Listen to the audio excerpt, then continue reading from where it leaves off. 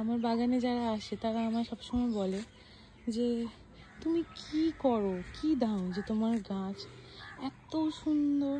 এই বর্ষায় যেখানে গোলাপ গাছের পাতা সব ঝরে যাচ্ছে, সেখানে তোমার গাছে এত সুন্দর করে পাতা কি করে আছে।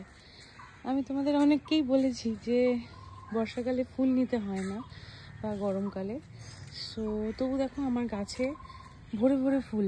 এটা আমি ইচ্ছে করে করিনি। ব্যাপারটা হলো 3 দিন ধরে বৃষ্টি পড়ছে, আর আমি বৃষ্টির আগে ফাঙ্গিসাইড দিতে পারিনি বলে আমি ইচ্ছে করে আর এখান থেকে মানে গাছটাকে কেটে আহত করতে চাইনি। যদি বৃষ্টির মাধ্যমে আমি গাছগুলোকে কেটে মানে এখান থেকে ফুলটাকে এভাবে ছিঁড়ে ফেলতাম, তাহলে কি হতো, এখান দিয়ে একটা ইনজুরি থাকতো, আর সেখান দিয়ে কিন্তু ইনফেকশন হওয়ার চান্স থাকে।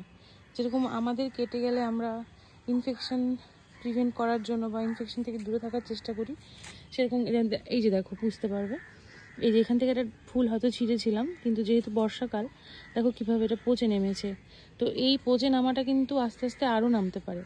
সো সেই জন্য সবসময় এটা প্রিকশন মেনটেন করে কাজ করতে হয়, যার জন্য আমি কিন্তু এই ফুলগুলো কাটিনি। কারণ আমি জানি এখন ফাঙ্গিসাইড দিলেও থাকতো না, আর ফুল কেটে দিলে প্রত্যেকটা ডাল থেকে ডাইব্যাক লাগার চান্সেস থাকতো। তার থেকে বাবা একটু ফুল থাকুক, কোনো অসুবিধা নেই। সো আমি আজকে ফাঙ্গিসাইড দিয়ে নেব। ফাঙ্গিসাইড দেওয়ার পর যদি এই রোদটা কন্টিনিউ হয়, তাহলে আমি 1-2 দিনের মধ্যে সবগুলো ফুলকে ফেলে দেবো।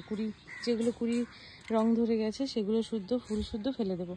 আর যদি আমি দেখি যে না, বৃষ্টি কমছে না, কাল থেকে আবার বৃষ্টি পড়ছে, তবে কিন্তু